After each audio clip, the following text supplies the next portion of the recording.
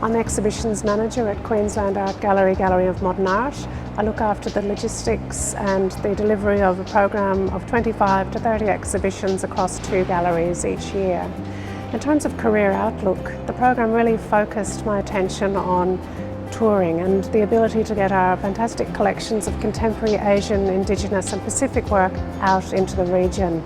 I was also really interested in investigating more how cultural organisations could work more in a better way with corporates to try and develop cultural diplomacy, soft diplomacy, and how we might utilise the strengths of both to deliver into the region.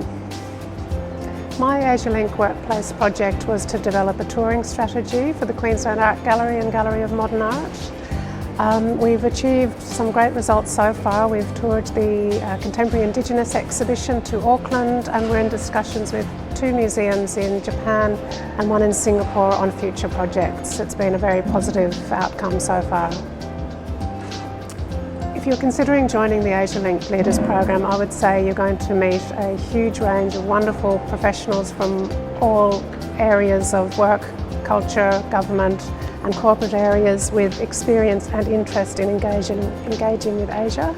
I think you get out from it what you'll put in, and there's a brilliant alumni globally, a network that you'll be able to access. I'd encourage people to consider it if you're interested in seriously engaging with Asia. I'm Head of School at Groves Christian College, Distance Education and Strategic Partnerships. The Asialink Leaders Program influenced me probably most in terms of the way that my networks were able to develop. Being able to work across sectors and within sector made a big difference in terms of the networks I could open up and capacity to work with other people and leverage off them. The Asialink Leaders Program influenced my career because I recognised I needed to find a space where I could continue to operate in that field of building Asia capability. So I needed to make sure that there was enough scope in my current role that I could be involved in building those networks, engaging with people from Asia and trying to influence kids to try and build their Asia capability. The advice I'd give to others is jump at the opportunity. While your capability will greatly increase through the input that you get, I think it's those networks will be where you'll grow the most. Having the opportunity to bump up against people that are outside your sector and even within your own sector creates terrific opportunity. I'm the Executive Director of the Queensland Theatre Company, which is the state's flagship theatre company. We produce up to 11 shows a year, which is classics, contemporary work, Indigenous work, family shows, children's work. We also have an extensive youth and education program. We tour regionally, nationally and internationally.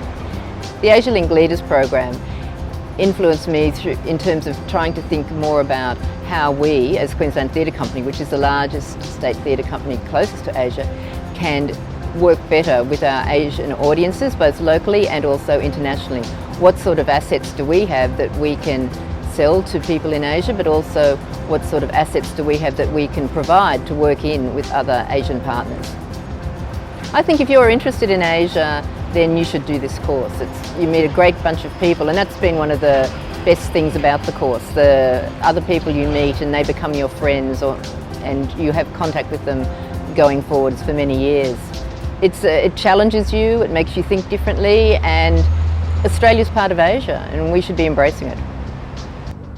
So following the Leaders Program, I'm remained with KPMG and still primarily focused on cross-border investment.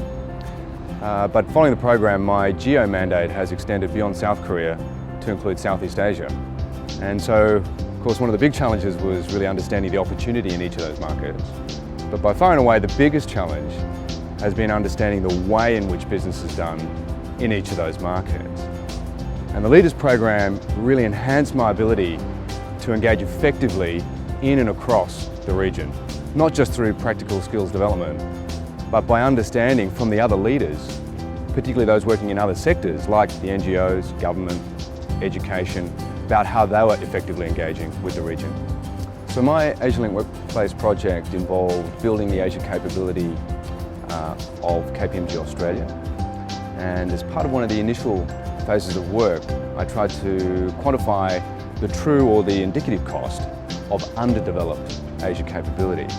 And what I found were many examples where, through our interaction with clients, we were missing opportunities, and in our interaction with our staff with Asian heritage, we weren't recognising or fully utilising their talents. So it became very clear that Asia capability was not just a nice to have, we needed to have it.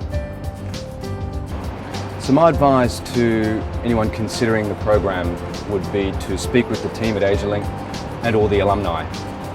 My regret is that I didn't do it earlier in my career, but having done it, I strongly recommend it to you. The Leaders Program certainly gave me a number of practical skills which I utilise almost every day. The Leaders Program certainly expanded my network, both home and abroad, which I've plugged into and benefited from. But most importantly, I've walked away from the program inspired, particularly after hearing the stories of many of the other leaders, and particularly those working for NGOs, about their incredible work they're doing in and across the region. I'm currently the CEO and Managing Director of Alumni Minerals. We are a small Australian resource company that is trying to develop some copper and iron projects in northern Sweden. There is a link between Avalon and Asia in that our largest shareholders are from Asia. I've been involved in Asia for quite a while in the resources sector, but the Asialink program enabled me to understand Asia to a greater depth, a greater level of understanding. The resources sector and Asia cannot be separated, either through investment or active involvement in the region. And so the Asialink program to me was one that enabled me to gain that greater depth of understanding of Asia, Asian cultures, Asian views on life, Asian views on investment, and that's very important to me in the resources sector.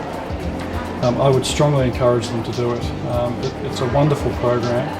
I learned a huge amount. One of the reasons why I did the Asialink program ahead of other programs was so that I could interact with people that weren't in the resources sector. I felt I needed to broaden my involvement, and that Asialink program enabled me to interact with people in the finance sector, not-for-profit, arts, etc., and look at their view of interacting with Asia.